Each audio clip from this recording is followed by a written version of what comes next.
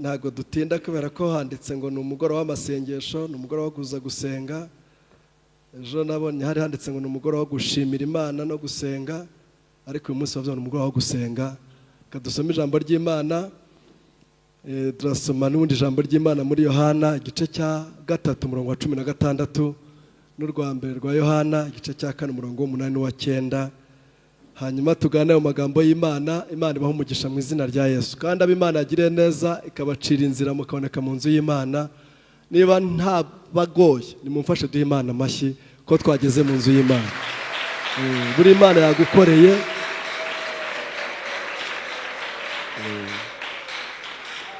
buri Imana yatugiriye neza, Imana iduhaye umugisha. Imana mbese Imana mu bantu bahiriwe muri uyu mugoroba uri mu bantu b'abanyamahirwe ko wabonetse mu nzu y'Imana. Mu nzu y'Imana ni heza, kandi rwose ntabwo biva ku ishyaka n'umuhati umuntu agira, biva ku Mana ibabarira. Ni Imana iguhaye umugisha, Imana ikugiriye neza. Abantu benshi bari kurira moto bamanuka, abandi bazamuka, abandi batambika, abandi kugenda n'amaguru, abandi n'amagare, abandi n'amamodoka, abandi bari mu kazi. Wowe Imana iragushoreye kwinjiza mu nzu yayo. Imana ibishimirwe. Iragushoreye, ubona urahinjiye, ubona urahageze. Rero ntutekereze ko Imana itaguhaye umugisha kandi ukomeye. Kadusomaho nari mvuze ya minota tuyikoreshe neza. Yohana igice cya 3 umurongo wa 16 ni umurongo dusanzwe tuzi, tunamenyereye twese, tunashobora no kuba umuntu yawuvuga no mu mutwe, ariko reka tuwusome kuko Bibiliya iyo usomye rimwe ufashwa rimwe, iyo usomye kabiri ufashwa kabiri, iyo usomye gatatu ufashwa gatatu. Bibiliya ihora ari nshyashya kandi ihora yandikwa. Nawe soma wumve. Haranditse ngo kuko Imana yakunze abari mu isi cyane, byatumye itanga umwana wayo w'ikinege, kugira ngo umwizera wese atarimbuka ahubwo ahabwe ubugingo buhoraho. Amen. Kongereho rwa mbere rwa Yohana igice, dusome igice cya 4 murongo, kasomere ku wa 7 ugeze ku murongo wa 10. Handitse ngo bakundwa dukundane kuko urukundo ruva ku Mana. Umuntu wese ukunda yabyawe n'Imana kandi azi Imana. Udakunda ntazi Imana kuko Imana ari urukundo. Iki ni cyo kimenyekanisha urukundo rw'Imana muri twe, nuko Imana yatumye umwana wayo w'ikinege mu isi kugira ngo tubone uko tubeshwaho nawe. Muri iki ni mu rukundo ruri, si uko twebwe twakunze Imana, ahubwo nuko Imana ariyo yadukunze igatuma umwana wayo kuba impongano y'ibyaha byacu. Murongo wa 11, bakundwa ubwo Imana yadukunze ityo natwe dukwiriye gukundana. Uhereye kera kose ntihigeze kubaho umuntu wabonye Imana. Nyamara nidukundana Imana iguma muri twe, urukundo rwayo rugatunganirizwa muri twe rwose. Amen. Turekera aho ngaho, ahandi turaza kuhaganira tuhavuga mu mutwe twihutishije. Imana ibaho umugisha. Amazina bayavuze ni Shere Cyubahiro, ndi umupasiteri, nkora umurimo Imana hano mu Matyazo, nkaba n'umushumba wa paruwasi ya Matyazo. Hanyuma umukozi w'Imana Remo yavuze ngo murankunda, ariko kubera ko urukundo nyine nako, kubera ko umunezero w'umutima utagira umushyitsi, ntiwawutama ngo ugere unawumenye. Buriya nanjye ndabakunda kandi cyane, kandi mbyiyiziho nyine. Ntabwo wenda ari uko mbivuze ko wabivuze, mbyiyiziho ko nanjye mbakunda kandi cyane. Yesu rabaho umugisha, kandi ndabizi neza ko Imana ihagaze hano ikabivuga ikareba no mutima wanjye, yasanga mvuze ukuri. Hanyuma nkuko nabivuze, aya magambo tuyoganira ni intego zateguwe n'itorero ryacu rya ADPR mu masengesho tuba dufite yo gusoza uyu mwaka, twitegura iminsi mikuru ya Noheli ndetse na Bonane. Hari imirongo yateguwe ndetse na teme zihari. Rero twebwe uyu munsi ku wa kabiri hari ijambo rivuga ngo tuganire ku rukundo rw'Imana. Imana ibahe umugisha. Tuganire ku rukundo rw'Imana. Ni mu ntizi minota mikeya ndumva nshaka ko nanjye ngirira umugisha ku Uwiteka, Imana ikakuganiriza imbaraga z'urukundo rwayo. Kimwe cyo urukundo Imana ifite, urukundo Imana yadukunze, ntabwo ubwenge bwacu bwapfa kurushyikira. Ni urukundo mu moko y'urukundo ruba ku isi, ruhari mu nkundo nyinshi zihari muzi namwe, izo twavuga izo tutavuga, iz'umugabo n'umugore, iz'umukobwa n'umusore, iz'umubyeyi n'abana be, iz'abavandimwe bakundana, iz'abakunda igihugu, iz'abakunda. Urukundo Imana ifite ni urukundo mu rukundo ruhebuje, rusumba inkundo zose zibaho, ni urukundo rutagereranywa, ni urukundo ruhebuje, ni urukundo rukomeye, ni urukundo rufite imbaraga, ni urukundo imbaraga z'ubwenge bwawe rutapfa gushyikira, kuko urugereranije urwacu ni kondisiyoneri, urwacu rugira icyo rushingiraho. Umuntu wese ukunda muri iyi si, icyo waba ukunda cyose ugira icyo ugikundira, n'uwo ukunda ugira icyo umukundira, ariko urukundo rw'Imana rurenze ubwenge bwacu, ntirushyikirwa, ntiwarwumva. Niyo mpamvu usabye Imana ngo iguhishurire, usogongere wumve imbaraga z'urukundo Imana yadukunze. Rurahebuje, rufite imbaraga, rurakomeye. Hanyuma kandi nanagutangariza iki, urukundo rw'Imana niryo shingiro ry'ubuzima bwacu.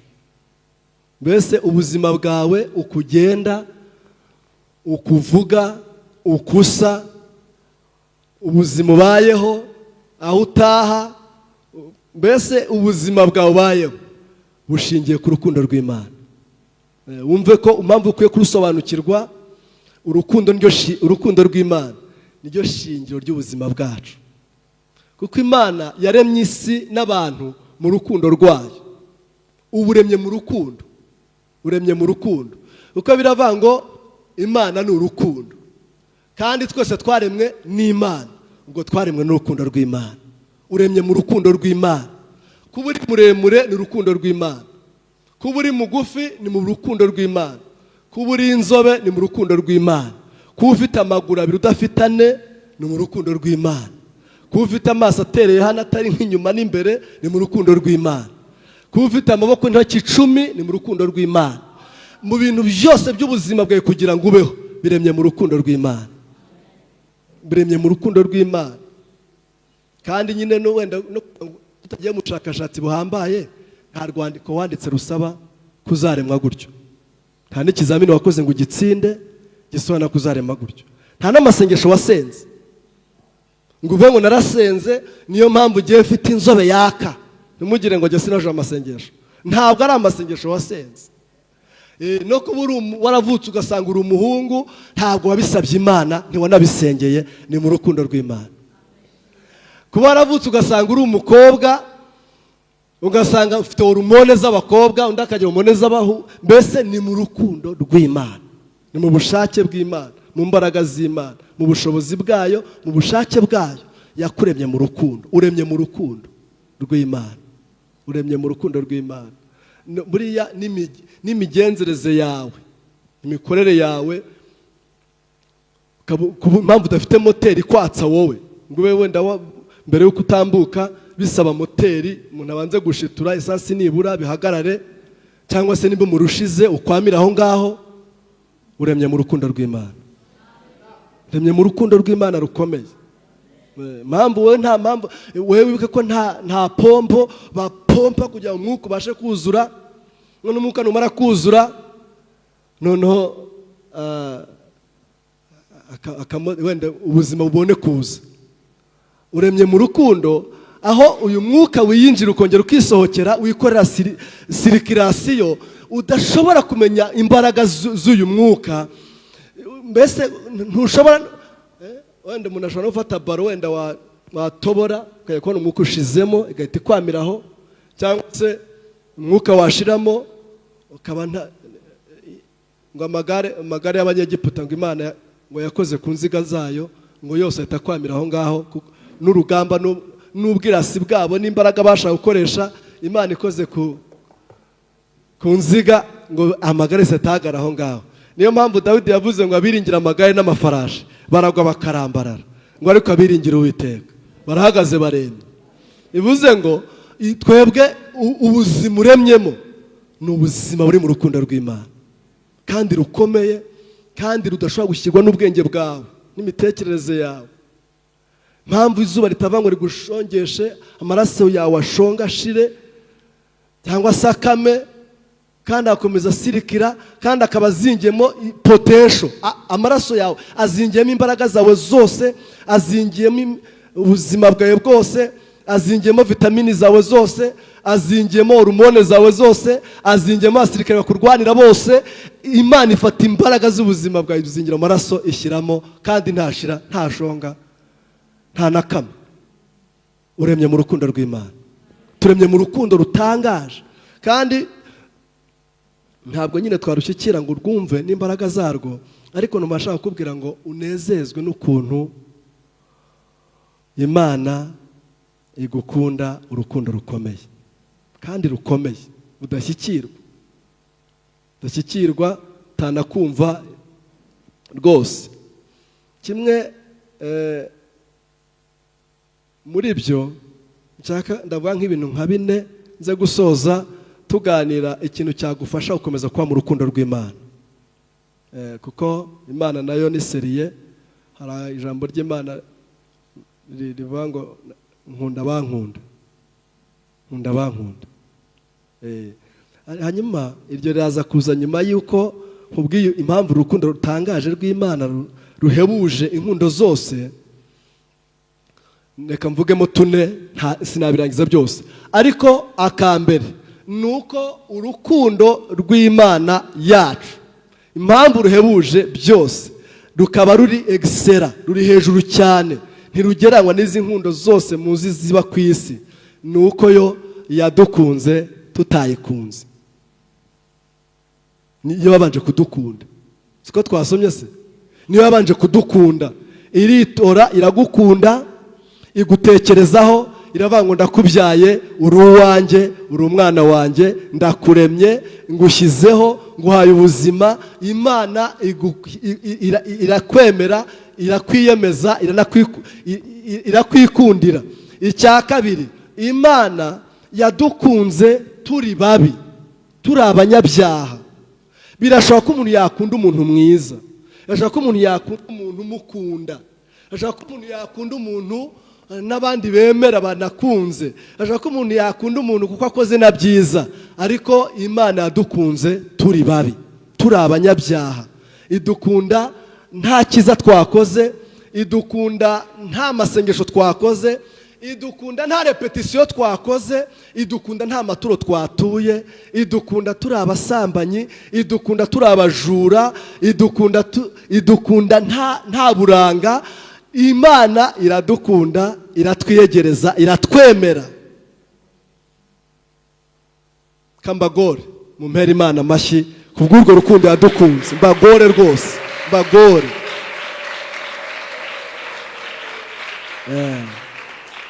Imana yaradukunze bavandimwe. Ndumva senze mu mutima wanjye ngo Imana yumvishe umuntu wese ineza y'Imana, ukunda Imana yagukunze rukomeye cyane, rutangaje. Uyu Yesu Imana yaduhaye nk'ikimenyetso gikomeye cy'urukundo ruhebuje. Ni cya gatatu ngezeho, Imana imaze kudukunda turi babi, tudasa neza, nta sura, twigaragura mu ivata, ntaho kutugira impuhwe twagiraga. Umwami Yesu atubonye aratwikundira, hanyuma Imana icya gatatu iduha umwana wayo w'ikinege, iduha Kristo. Umuntu yagukunda akagira ibyo ashoboye, akagira ibyo yagukorera, akagira n'ibyo yaguha, ariko impamvu Imana ifite urukundo ruhebuje yaduhaye umwana wayo w'ikinege ngo aze kudupfira, kandi urupfu rubi rukomeye, kandi urupfu rubabaje, urupfu rw'agashinyaguro. Aje rero mu byamuranze yaranzwe n'ukuntu nawe ari mu rukundo, asa n'Imana. Mu buzima bwe bwose bwaranzwe n'urukundo, urwo muza kubona rwose. Abo bantu babi yaje gupfira basa nabi, abantu twebwe mu isi dufite amategeko yicana, amategeko agira nabi, kugeza ku rwego bafashe umudamu wakoze icyaha yasambanye, baramuzana bati rero amategeko avuga ko twebwe nta mikino, ni amabuye, tugahita tumuhwanya. Yesu kuko yuzuye urukundo n'imbabazi, Yesu kuko akoze mu rukundo, amagambo muzi yasoreje aramubwiye ngo abakuregaga bari hehe? Arambwira ngo ntateka ngo ucireho mwana wanjye, igendera amahoro, ibyaha byawe bibabariwe, ntukongere gukora icyaha ukundi. Murebe urukundo Yesu adukunze, murebe imbaraga z'urukundo rw'Imana. Abafata ababembe 10, kuko babembaga wese baramutaga, wabaga afite icyasha, wabaga afite imiziro, baramujugunyaga, baramwoheraga, bamutaga mu mazi. Bafata ababembe, umuntu wabembera ababembe bagenda mutoga gasozi ka wenyine, uwa kabiri bamutoga gasozi ka wenyine, uwa gatatu ngo bamaze kuba 10. Yesu nk'umuntu wuzuye urukundo, Imana y'urukundo, ngo Yesu aratembera ajya kwirebera abantu baciye bataye, ngo bamukubita amaso bamubonye, bagira ngo nawe ni umwe mu bantu baciwe bajugunywe. Ngo we bamwitegereje babona araza basanga, kandi afite ubwiza butangaje, asa neza, nta bibembe, nta cyasha kimuriho, nta n'umuziro umuriho. Ngo bamubonye baje basanga, ngo baragenda bamwikubita imbere bati tubabarire. Harababwira ngo nimwigendere, namwe ibyaha murebariwe, mugere mwereke umutambyi, muhite muhumanuka. Baje kumufata ngo bamwice. Yesu ngo arababwira ati nagendanaga namwe iminsi myinshi, ntacyo mwantwaye, ariko iki ni igihe cyanyu, noneho nimufate. Petero ati bagufata, ahita afata ugutwi akuraho. Yesu ati have, atora ugutwi asubizaho. Uzi ibyo arimo akora?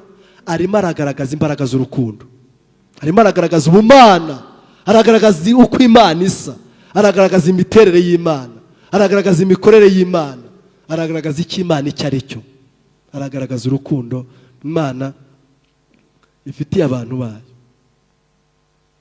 Icya gatatu kigaragaza, icya kane, cya mbere ni uko Imana dukunze twe tutayikunze, icya kabiri Imana idukunda twe turi abanyabyaha, icya gatatu Imana idukunda iduha umwana w'ikinege, hanyuma icya kane Imana idukunda urukundo ruhoraho, rutari temporere. None se murirengagiza ko abantu hano hari abantu bakundana nyuma y'umwaka bakangana? Mwirengagije ko abantu bakundana, umugabo agakunda umugore yumva batatandukana, bari muri fiançailles, yumva mukunda urukundo kugeza igihe amubwira ati nzakujyana ukwezi, yego ati yewe numva twanapfana, numva ntabaho utari. Bavuga byinshi, barabivuga, nyuma y'imyaka 2 babana akamureba nk'ikimbwe haze, kamura nk'utarigeza namukunda. Ariko Imana yadukunze urukundo rukomeza, urukundo ruhoraho, urukundo rw'iteka. Muze guhera mu itangiriro kugeza ubwo ibyaha ngo byuzuye isi, Imana ngo ibona ko abantu bayibabaje, bakoze ibyaha. Imana irabati ni ukuri, kubera ko nanga ibyaha nta kundi nabigenza, ngiye kurimbura isi n'ibiriho byose. Ariko irabati yeba we, hita yongera ikondi mugambi wo kuducungura, reba ngo abantu banjye bakomeze kubwa rotira manura umuriro, ariko itirema uburyo ubuzima bwakomeza kuva cyagihe. Abantu n'ubu baracyakizwa, Imana cyakunda abantu, kugeza nubwo natwe tuzapfa n'abandi bakavaho, abazaza bazasanga Imana igikunda abo yaremye. Ntiyageze igihe cyo kuvuga ngo ndabirambiwe, aho icyabimara byose mbibanye na bugingo. N'ubu Imana cyakunda bari mu isi cyane, n'abazavuka nyuma yacu bazasanga urukundo rw'Imana, bazasanga Imana ibyifitiye apeta abantu, iki tubabarira ibyaha, Imana igikunze itorero, bazasanga Imana ikeza umugeni, bazasanga Imana ikiteza amaboko ngo mwese abarushye n'abaremerewe nimuze musange mbaruhure. Imana ifite urukundo rukomeza, urukundo rw'iteka, urukundo ruriho, urukundo rutaturambirwa, urukundo rutaduhararukwa, urukundo rwiza rw'Imana. Ndagira ngo mufate ibindi bitatu ngiye kubabwira byagufasha kuba mu rukundo rw'Imana, ugashorera imizi mu rukundo, mbese ukaba mu rukundo, ukaba mu rukundo rwawe n'Imana, ukaba mu rukundo rwawe n'Imana. Kadusome ijambo ry'Imana, kadusome ijambo ry'Imana. Yohana igice cya 14:23. Yohana igice cya 14:13.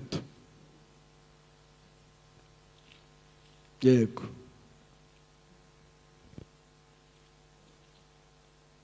Usome Yohana 14:13. Haranditse ngo Kamera 12. Ni ukuri ndababwira yuko unyizera imirimo nkora nawe azayikora ndetse azakora n'iyiruta, kuko njya kwa data. 13. Kandi icyo muzasaba cyose mu izina ryanjye nzagikorera, kugira ngo data yubahirizwe mu mwana we. Nimugira amahoro, nimugira icyo musaba cyose mu izina ryanjye nzagikora. Nimukundana mukitondera amategeko yanjye, nanjye nzasaba data, nawe azabaha undi mufasha wo kubana namwe ibihe byose. Amen. Ndashaka kubabwira ngo aho kuri 14 usomye 23 ho haravuga ngo Yesu arabasubiza ati, umuntu nankunda azitondera ijambo ryanjye, na data azamukunda, tuzaza aho ari tugumane nawe. Ijambo rya mbere, kugira ngo umuntu agwe mu rukundo rw'Imana, Imana inezezwe no kubana nawe mu rukundo. Ushoreye imizi mu rukundo rw'Imana, icya mbere ni ukwizera Kristo umwana wayo nk'umwami n'umukiza w'ubugingo bwacu. Icyo nicyo kintu kinezeza Imana, kwizera uwo yatumye, kwizera umwana wayo, kwizera Kristo ko yatubambiwe akajya ku musaraba, agapfa, agahambwa, akazuka. Kwizera Kristo amagambo yatubwiye mu bintu bikomeye Yesu yakoze bibiri ku isi. Icya mbere ni amagambo Yesu yavuze.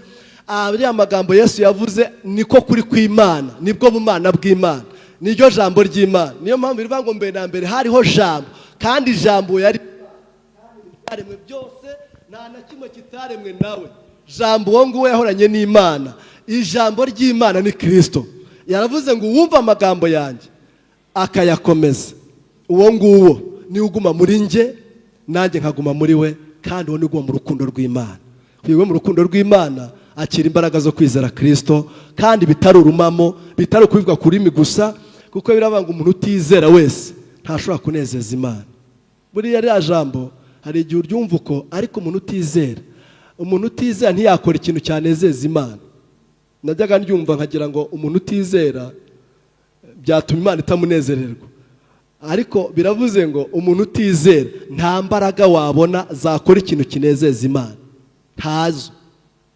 Buriya kugira ngo ushobore gutinyuka kuboneka mu materaniro, kujya muri repetition, kujya muri korari, gutura amaturo, gukora imirimo y'Imana, kwitanga, gusura abarwayi, iyo mirimo yose umuntu akora, iyo uyikoze usunitswe n'urukundo rw'Imana.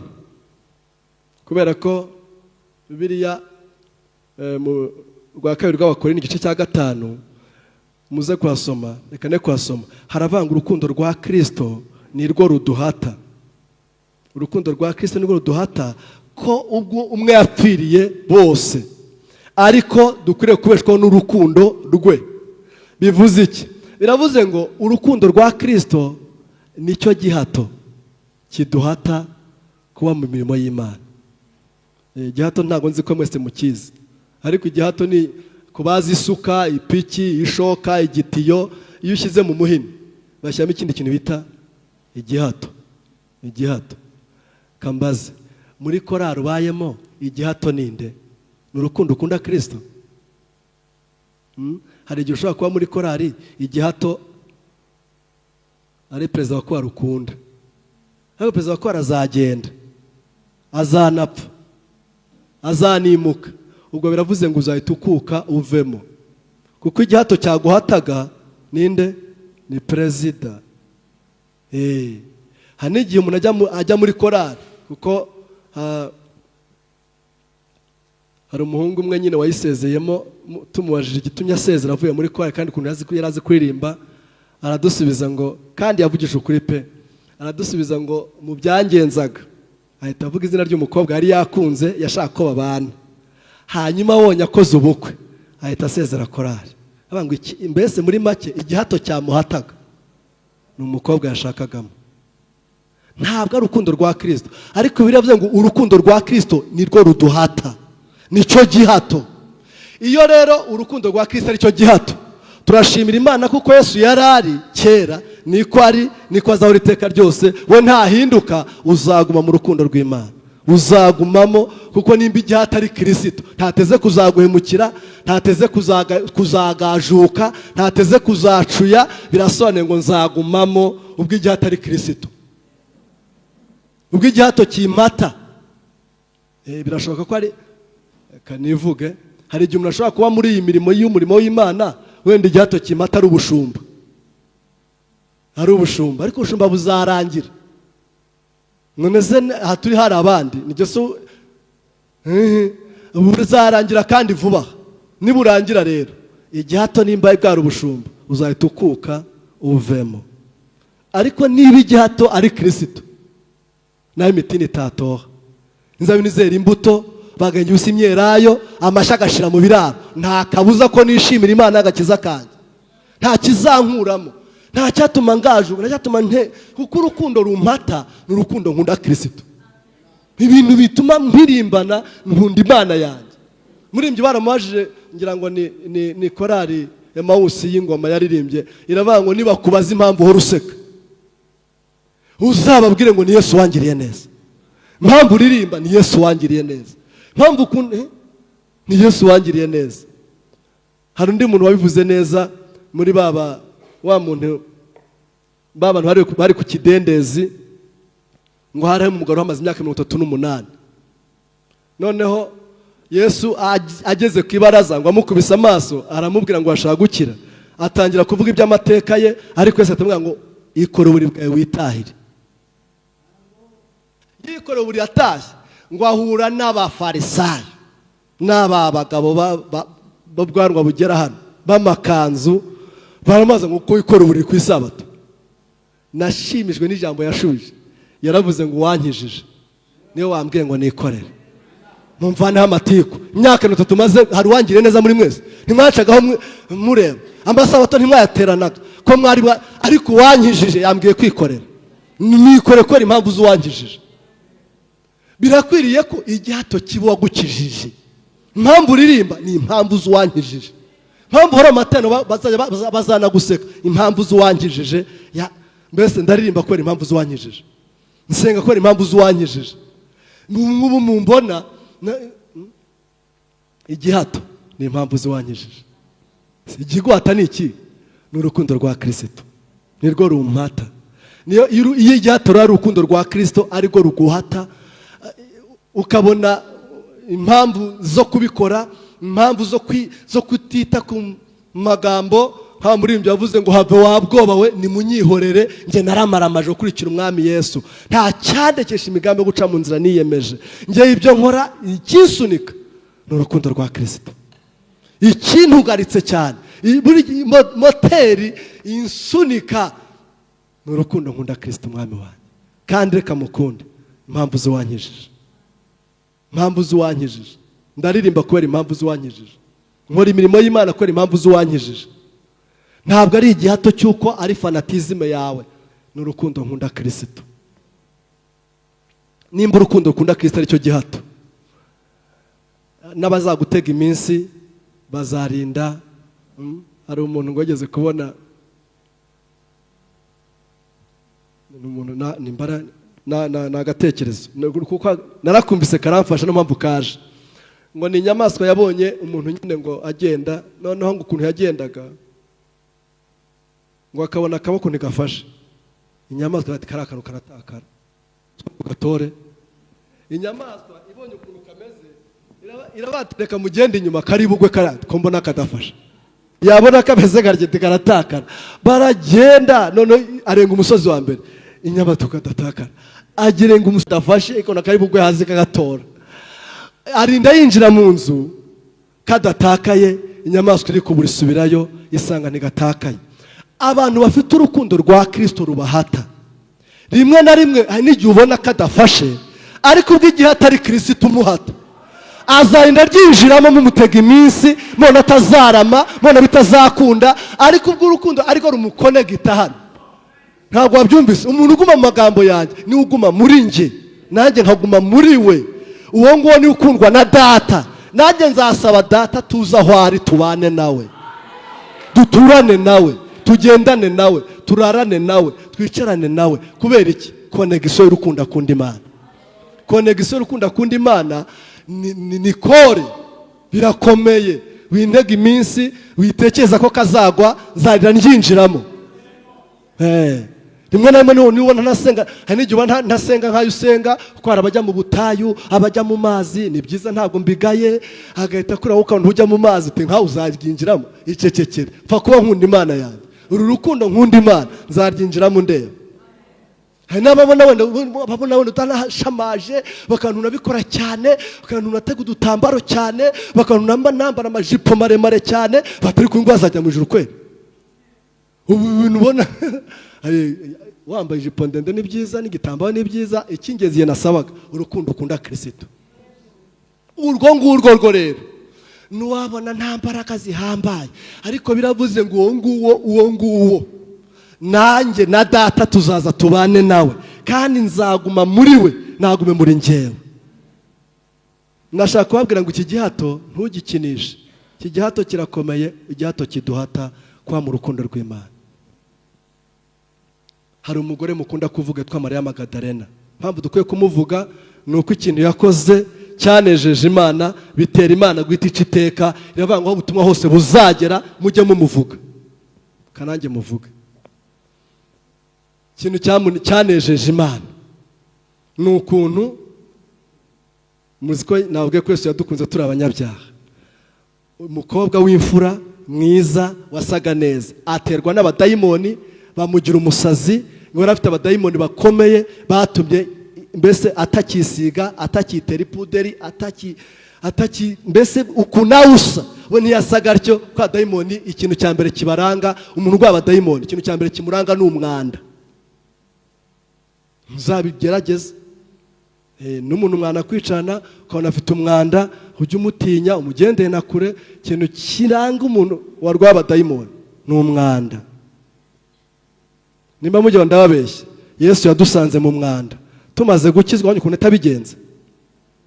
Yaradukarabije, aradusiga, aratwambika. Nimba mujye ndababeshya, nta muntu uri hano wakijijwe imvuzo zari zuzuye mu menyo. Kubera iki? Kwiborosa wapi, gukaraba wapi?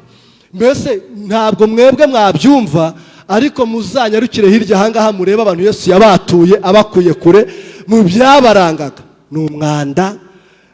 Nawe urabyumva umuntu ugiye nigeze kubana n'umuntu hambwa ngo ngewe maze imyaka 23 ntarakora amazi, ntarakaraba. Kandi utajyaho ni kure, ni hano Ingoma mu mujyi naho. Arambwa ati ngiye maze imyaka 23 ntarakaraba. Uriho? Ati ndiho. Umeze utya? Ati ndahumeka. Hatarakaraba. Uzi ibintu afite n'abadayimoni benshi bamwuzuyemo. Ariko ikintu cya mbere Yesu akora iyo amaze kuyegereza aje muri wowe, cya mbere akora nkibabwire, ahita yorodona ibitekerezo byawe akabishyira ku murongo. Yarangiza muzasome muri Yesuwa igice cya 4, haravuga ngo maze Imana ibwira Abisirayeli, irababwira ngo kuva none mugeze Gilugari mbakuyeho igisuzuguriro cyose mwasuzwe n'abanyegiputa, mbahinduye ubwoko bwanjye. Bivuga ngo iyo umuntu ari muri Kristo Yesu ahita ahinduka icyaremwe gishya, ibya kera byose bigashira, akaba umwana w'Imana. Ntabwo wabonye ko twakijijwe tunywa urwagwa, tunywa donda ubwonko na muriture na yewe muntu, tukora ibintu nawe uzi bitabaho mu isi ya rurema? Kandi impamvu ndombi babwira ngo mubyumve, subiza amaso inyuma urebe abariyo, wibaza nimba bagira ubwenge, wibaza nimba batekereza. None ejo bundi bafasha bisovu abantu ngo babyengaga, ni hano hafi, ngo kugira ngo bikare cyane basiga bashyiramo inkari. Yes, barabafunze. Bya bintu banywa by'umuhondo byo mu gipepiri bita ibihuru bashyiramo inkari. Inkari zirahenze, inkari zigurwa. Ibaze nawe kugira gufata ibintu bashyiramo inkari bagaha abantu ngo ni banywe. Gufata ibintu none se niba je nabonye aho ahandi bafata amatafari bakayasya, aya matafari kugira ngo bihindure ibara, aya matafari yo kwaruwe nyine yayandi batwika y'impunyu, bakayasya kabagafu bakakayungurura bagahita bashyiramo kugira bitukure bisenye umuntu watukura amaso. Yaza amatafari ahandi bashyiramo ubugoro, bashyiramo imitumba yaboze, bashyiramo ibintu byinshi cyane nk'ibyo byose tuvuze. None se ko muri museka urumva umuntu nk'ibyo bintu? Nimba munyemereye mwambere sicyo ko yatubatuye akadukura kure rwose, ko atugiriye neza, ko Yesu ibyo yakoze bihambaye. Wowe niba utarabyumva, umuririmbyi niwe wavuze ngo nindamuka ngeze imbere ya Yesu nzamaza ngo ariko mwami wanjye niki cyakunkundishije koko? Niki cyatumye ngira mu rukundo rungana rutya ngasa gutya? Mana warakoze. Kubera iki? Yesu nando mbigwe no mukobwa, uyu mukobwa waragwa abadayimoni bamurazaga mu irimbi bamusazaga. Yesu ugira imbabazi n'ibambe araza amusanga ngo amwirukanamo abadayimoni 7 babi cyane. Umwana w'umukobwa atashyira ibitekerezo ku gihe, abona nawe arebye uko yasaga, aragenda arakaraba aracya, arebye ukuntu asubiye mu bantu, arebye agasura, aravanga umuntu wangiriye neza, ngiye gushaka ikintu nzamwitura. Ndiho ndavuga ikintu bita igihato. Ikintu kiguhata ni igiki muri uyu murimo? Ikintu kikuzana muri bake ni igiki? Ikintu kikuzana amatara ari mugwa ni igiki? Ikintu kikuzana mbese igihato kiguhata gutanga amatoni cya 10 ni igiki? Ikintu kiguhata ni igiki? Nimba urukundo rwa Kristo, ndagira ngo utangarize ko Kristo nawe azaza mubane iteka ryose. Arangije ngo aragenda akorera amafaranga.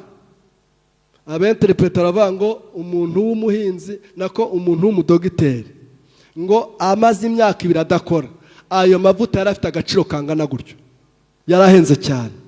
Ni parufe nyine yari ihenze ku rwego rwo hejuru. Aragenda arayigura, acunga ahantu Yesu ari, atitaye ku mbogamizi. Iyo igihe atari Kristo akenshi buriya ureka mbabwire, none se ntago muzi ko numvise muzi ibyo by'isuka n'ishoka n'intuze n'ipiki n'ibindi byose bigira igihato? Ntabwo uzi ko ahantu uhingisha isuka biterwa n'igihato kirimo. Iyo hakomeye akaba nta gihato gikomeye kirimo, irakuka. Hakaba ahandi uhingisha inajogamo, aho ukora ko ari mu ntabire ukomeza ukihingira, kubera ko singwa kushyamo igihato gikaze, kubera ko n'ubundi ntihakaze naho ubwaho. Hanyuma rero hari abantu, hari ahantu utanyura kubera impamvu z'igihato kirimo kiguhata. Ariko niba igihato ari Kristo, niba igihato ari urukundo ukunda Yesu, ahantu twasomye hari muri Yohana, hari aho havuga ngo amahoro Yesu aha abantu be ntagira akagero ntarondoreka. Uwo ni muri byo biririmbye. Ariko aravuga ngo amahoro ge mbahaye si nk'abisi batanga, kuko amahoro mbahaye atemba nk'uruzi. Mama atemba nk'uruzi urayazi? Nuko buriya babonye uruzi nk'ababonye Nili, ababonye Kongo, ababonye inzuzi bambukisha ubwato, utundi tuntu bambukisha amaguru n'ibirenge n'iteme twaba twita rivière mu Gifaransa. Naho fleuve n'uruzi. Uruzi rero kizarukubwira icyo utayemo cyose rurakubita. Uruzi cya kabiri, nta myaka y'amapfa yapfa kurugaragariza ko rwakamye ngo mwemere kuruzi rwakamye, imigezi irakamye. Ariko uruzi kugira ngo uzapfe kurubona ko twemeye ko rwakamye, ubwo nta myaka nzi, nta naho namwe mubizi muri ayo mateka. Muzi ko uruzi nyine ni uruzi nyine. Hanyuma Yesu aravuga ngo amahoro yanjye rero nzaha abantu banjye, iyo atemba nk'uruzi. uratamo amagambo kubita, uratamo iby'ibicantege kubita, amahoro agakomeza akaba amahoro, kuko amahoro ese abantu ntagira akagero ntarondoreka.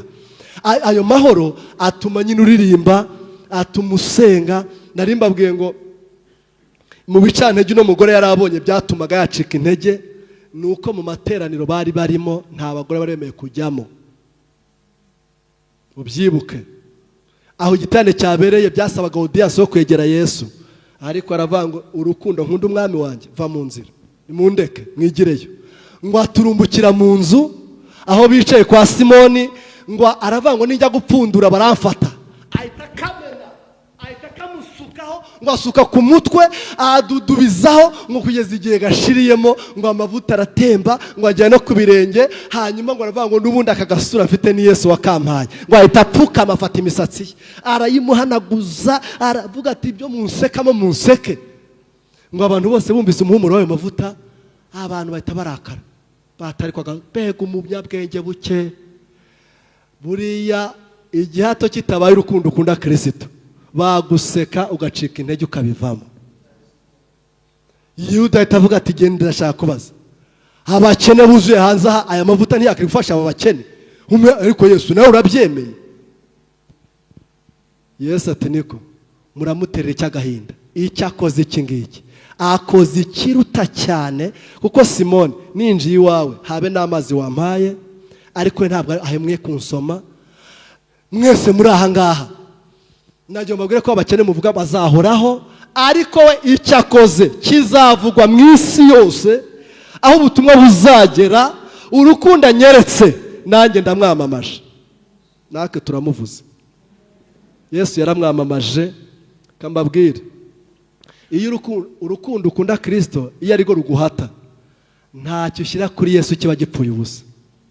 Haleluya, haleluya. Iyo ari urukundo ruguhasa rwa Kristo, ntacyo ushyira kuri Yesu kiba gipfuye ubusa. Hari umuntu ugeze kuvuga ngo ibiceri bisakuriza Imana. Iyo ugitaza urukundo rwa Kristo ruguhata, Yesu aracyanditse, ntibakakubeshye. Iyo mbikoze ari urukundo rwa Kristo rumpata, nta kantu kwa Yesu kose karabara, akumuhaye kose arakabara, akokoze kose kagira agaciro. Yesu ahita avuga ati cyakoze iki ngiki mwe mupinga, ndamwemeye ndavivuye. Najya mtangaze ku mugaragaro mbabwire ngo bakozi b'Imana, nshuti z'Imana, urukundo rw'Imana ni urufatiro rwo kwizera kwacu. Urukundo rw'Imana ni urufatiro rwo kuzajya mu ijuru kwacu. Urukundo Imana idukunda, yavuze ngo umuntu nahaye uyu mwana wanjye w'ikinege, akamwizera akamwemera, afite ubugingo buhoraho. Ubundi umuntu akwiye kwakira ubugingo buhoraho, ukabwiyumvamo ukanabugendana. Kubera iki? Kubera ko urukundo Imana yadukunze, yaduhaye impano y'ubugingo buhoraho. Wakira ubugingo buhoraho mu izina rya Yesu. Wakira ubugingo buhoraho, ubugendane, ujye mu kazi uzi ko ufite ubugingo buhoraho, ujye gucuza ufite ubugingo buhoraho, uririmba ufite ubugingo buhoraho. Kubera iki? Imana yaduhaye impano ikomeye, ari we Yesu Kristo. Biravanga ufite uwo mwana ni ufite ubugingo. Nyine uzi impamvu no ntsirajya iryo jambo, tubana n'abarokore ariko bashidikanya, abayumva afite ubwoba, akumva yewe nzajyayo ntazajyayo, simbizi, yewe hazacu hambaye sinzi, nzawe tuzabwa impundu dutabarutse. Afite ubwoba, aba mu rusengero, yizera Yesu, aririmbana ubwoba, asengana ubwoba, ntabwo yumva ko rwose bizakunda. Yewe naharurema pe, nuko usengera nkana ko Imana izafasha, nkareba ko nazangiza urugendo rwanjye amahoro. Akira ubugingo buhoraho mu izina rya Yesu. Ufite Yesu, ubwo ufite Yesu rero ukaba umwizera. Kumwizera ni iki? Ni ukwemera ko ari umwana w'Imana, ukemera ko yaje akaza kuducungura, ukemera ko yapfuye agahambwa akazuka, ukemera ko ari mu ijuru kaza kutujyana. Hanyuma rero ibyo ukora byose kikabira urukundo ukunda Kristo, kandi icyo gihato kiguhata. Haririmba kubera Kristo, ngasenga kubera Yesu, ngakora imirimo y'Imana kubera impamvu z'urukundo rwa Kristo. Nsoza rero, tugomba kurushaho cyane kunezezwa mu mitima yacu no kugaragariza abantu ngubu mbese kugira ngo abantu bambone bamenye ko nubaha Imana, nkunda Imana, bamenye ko ndi umukozi w'Imana, nkwiye kubigaragariza abantu ko nubaha Imana kandi nkunda Imana mu mirimo myiza nkorera Imana, mirimo myiza nkorera abantu. Kubera iki? Umuntu udakunda ntazi Imana.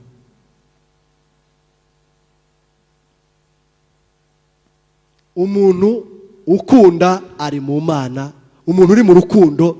Kandi reka mbabwire, nimushaka munabisenge kibi cyifuzo mugiye gusengera, ni ukuri niba udakunda mwene so. Bibiliya yatubwiye ngo kuko Imana yadukunze urukundo rukomeye, natwe dukwiye gukundana. Hano kwitaba tugira umuco mwiza cyane twatojwe n'umushumba wacu wo guhoberana, gukundana, kubwirana amagambo meza 5. nawe numvise bitubwira, mubwire amagambo, fata umunota tukabivuga, ni byiza. Ariko bavandimwe, ukwiye kwuzura urukundo ko gukunda mwene so muririmbana. Ni ukuri narwara ubabare, nagira ikibazo ubabare, nubona agize intege nke ubabazwe nabyo, ariko ugira urwo rukundo. Niba ntarwo muri mu Mana, ntuzi n'Imana. Mu rukundo rugaragariza ko umuntu azi Imana, ni urukundo tugaragaza rwo gukunda abakene, abatagira shinge na rugero, abadashoboye. Kuko Imana yacu y'urukundo ni Imana y'abasuhuke, ni Imana y'abakene, abatagira shinge na rugero, ni Imana ikura ku cyavu, ni Imana yita cyane ku bantu batafite shinge na rugero. Umuntu rero uri mu Mana uzamubwirwa cyane no gukunda kugira impuhwe abakene, gukunda kugira impuhwe abatagira shinge na rugero, gukunda kugira impuhwe abatazi, mbese abo ubona badafite uburyo. Nimba nta mpuhwe ubagirira, ko njya mbibona ngasanga dusohotse mu materaniro, ugasanga abantu baje gusaba icano ku muhanda, abandi hariya ku isoko. Mu by'ukuri niba nta n'icyo ufite umuha, wimubwira nabi. Kuki umubwira nabi? Nk'urwo rurimi rwawe urupfushi. Mbese ntabwo byari ngombwa. Kubera iki? Impamvu asaba se, kuki atari wowe usaba? Izi mpamvu yicaye hasi, kuki uticaye hasi? Biriya byose nababwiye ngo biri mu rukundo rw'Imana. Wabate se asaba ko urukundo rw'Imana. Buri rukundo rw'Imana, Imana yagira ngo urukundo rwayo rugaragare. Iragira kugaragaza urukundo rw'Imana, kuza Imana. Kuki abantu baza gusaba akazi, kuki abantu baza bashaka gucumbika, kuki abantu baza basaba, buriya mu bigaragaza kuza Imana, ukunda Imana. Ukwiye kugirira impuhwe abatagira shinge na rugero. Niba izo mpuhwe zitaraza, n'abarokwe nabumvise bavuga ngo iyo uhaye umuntu umwenda yawukorogeramo ngo mbiswama ngo nzanyitwika ahubwo. Mbiswama ngo yazavaho ngo ndoga. Buri ikintu Imana yakoze iragira ngo igaragaze urukundo rw'Imana. Urananiwe, ibipimo cy'urukundo rw'Imana biranze. Mu by'ukuri iragira ngo utangarize ko mu rukundo Imana igukunda. Ngenda mbizi neza ko itariki yanjye yo gupfa niyo tariki n'ikizanyica naho nzaba ngeze kirahari. Ntabwo ro cyaza mbere y'igihe, nta nubwo nakwicwa n'ikitaraganiwe kunyica. Mu rukundo Imana inkunda n'ineza y'Imana ku buzima bwanjye, ngenda mu rukundo rw'Imana, ngenda ngoswe n'Imana, njyama mu rukundo rw'Imana, mbayeho mu buzima bw'Imana, mbayeho mu buzima n'ubwo ngubwo. None kuki ubayeho mu rukundo, ubayeho mu buzima Imana rikeneye ko ugaragaza Imana mu bantu? Garagaza Imana mu bantu, garagaza kuza Imana. Muzarebe umuntu ugiriye neza asoza avuga ngo yewe ngo uri umuntu w'Imana. Mwabyumvise? Umuntu ugiriye neza asoza akubwira, niyabwira abantu abati bagize se n'umuntu, ni Imana y'u Rwanda, ni Imana, bazaga kwita Imana. Kubera iki? Kubera ineza. Abantu babona Imana kubera ibikorwa byiza bakoreye. Abantu bemera Imana kuko ibikorwa byiza byose byatiribiwe ku Mana. Ibi byose kuvuga neza ni ku Mana, kugira neza umuntu ni iby'Imana, mbese gukunda umuntu ni iby'Imana, kubera ko Imana ari urukundo. Ubuzima bw'Imana ni neza gusa. Umuntu ugira neza rero ni uw'Imana. umuntu utanga ni uw'Imana, umuntu ni uw'Imana. Nari nshoje mbabwira ngo tugire icyifuzo cyo kuba mu buzima bugaragaza Imana mu bantu, ubuzima bugaragaza Imana mu bantu. Biratangaje ko uri umukristo, nanjye ndi umupastor, nawe uri umuntu w'Imana, ariko umuntu wese akaba agutegerejeho kubona Imana. Ntabwo azabibona uko twaririmbye cyane, ntabwo azabibona uko twabyambaye, oya, ahubwo azabona ibikorwa bigaragaza Imana. Ibikorwa bigaragaza Imana rero, urukundo icya mbere ruratanga, urukundo ruratanga. Cya kabiri, urukundo rutanga igihe, umuntu aguha igihe. Hanyuma urukundo rwifuza guhora nyine umuntu yakubona mu byiza, mu munezero, mu mahoro, atakwifuriza ikibi. Imana nidushoboze kugaragaza Imana mu bantu, twuzuye urukundo rw'Imana. Ijambo twari dufite nivuga ngo tumenye imbaraga z'urukundo rw'Imana. Imbaraga z'urukundo rw'Imana ni uko Imana yadukunze turi babi, Imana yadukunze tutayizi, Imana yaduha umwana w'ikinege, Imana yadukunze urukundo ruhoraho, rukomeza, rutari temporere, nta mwanya ifite wo kunze, Imana ifiteho umugambi.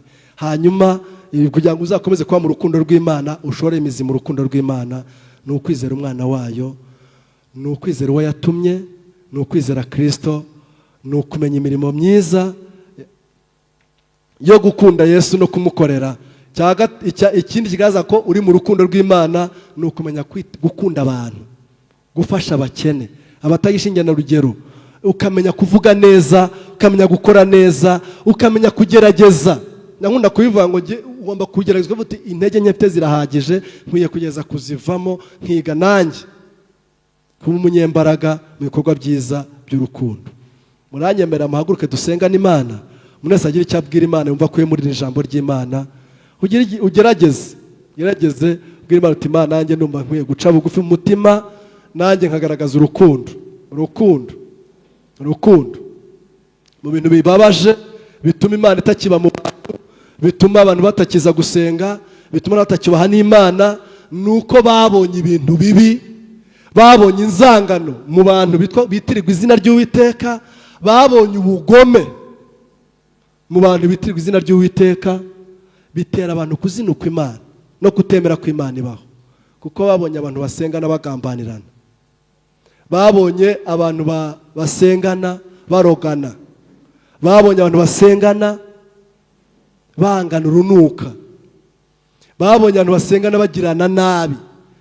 Abantu bose bibatera gutekereza ko nta Mana ibaho, kuko Imana ni urukundo, udakunda ntazi Imana, ntiyabyawe n'Imana, si n'uw'Imana. Imbaraga z'urukundo rw'Imana kugira ngo dukomeze kuba mu rukundo rw'Imana ni uko natwe dukundana. Imana ibaho umugisha. Mwami Imana ishobora byose, turi imbere yawe muri aya materaniro meza y'umugisha twabonye.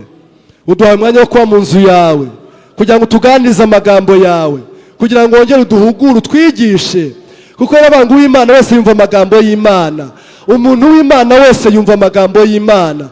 Utari w'Imana ngo ntabwo yirengagiza amagambo y'Imana. Twebwe twari twicarijwe no twumva imbaraga z'urukundo rwawe. Urukundo rwawe tugerageje kuvugaho gato kuko tutarushyikira, rurahebuje, ruregisera, ruri mu mbaraga, ruri muri etape hejuru, rurakomeye. Urukundo rukunda umunyabyaha, urukundo rwitangira rutazi, urukundo rutamorewe ikinege. Wadukunze urukundo rukomeye kandi ruhebuje rwose, kandi natwe tumenya imbaraga zarwo. Ni urukundo rutari nk'urw'abantu bakundana, natwe tumenya izo mbaraga zarwo. Yigisha umuntu wese uri muri iri teraniro kumenya ko kugira ngo akomeze kuba mu rukundo rw'Imana, ijambo rya mbere ni uko natwe dukwiye gukora imirimo myiza igaragaza urukundo rw'Imana, tukita ku bakene, abatajya ashingiye na rugero, abababaye, abarwayi, abakene. Niyo mpamvu wabwiye abantu ngo urabarobanura nk'uko umwungeri arobanura intama mu ihene, ngo ubwira abakiranutsi bajya iburyo, urangije uravuga ngo rata mwebwe nimuze abo data yahaye umugisha, dore impamvu mbishimiye, nari nshonje muramfungurira, nari ndwaye murasura, nari ndi mu nzu y'imbohe mungeraho, nari umugenzi ngenda murancumbikira. Baramubaza ngo mbese twakubonye ryari? Urasubiza ngo buryo mwabikoreye umwe muri bene data basuzuguritse hanyuma y'abandi, burya nijye mwabigiriraga. Yesu aba mu bakene, Yesu aba mu barwayi, Yesu aba mu bashonji, Yesu aba muri bene data, Yesu ari mu bavandimwe. Umuntu ukunda mwene data niwe uzi Imana, niwe wabonye Imana. Umuntu uri mu rukundo n'abandi bantu, abakunze, abishimiye, abagirira neza, niwe wabonye Imana, niwe uzi Imana, niwe uri mu rukundo rw'Imana. Natwe dusengeye hano muri iyi nzu yawe, kuko iyi nzu yavuze ngo uzayizamo wese agasenga nzamwumva ndi mu ijuru. Natwe dusengeye muri iki cyifuzo tukubwira Nyagasani, kugira ngo wongere utwuzuze imbaraga zo gusobanukirwa urukundo rwawe, no gukundana, no guhuza umutima, no kujya inama, no kubabarirana. Mwami Yesu, udushoboze kuba mu rukundo rwawe, udushoboze gukora ibikorwa bigaragaza urukundo rw'Imana mu bantu, kugaragaza Imana mu bantu. Kandi ushoboze rwose Mwami, kandi utubabarire rwose aho twagusebeje, tukagusebya, tugakora ibikorwa bitari ibyawe, bitari iby'urukundo, bitari iby'ineza, bitari iby'amahoro, bitari ibyo kuvuga neza. Ntabwo twebwe twemerewe kuvuga nabi, twemerewe gutukana, twemerewe kurwana, twemerewe kugirana nabi, ko twebwe twamenye Imana. Dukwiye gukora ibyiza byose binezeza Imana, bituma Imana igaragara mu bantu, abantu bakamenya ko twabonye Imana kandi tuzi Imana. Urakoze Mwami, tugusabye gushora imizi mu rukundo rwawe no gukora ibyo ushima kandi ushaka. Abumvise ijambo ryose bakaryizera, waho umugisha mu izina rya Kristo Yesu. Amen.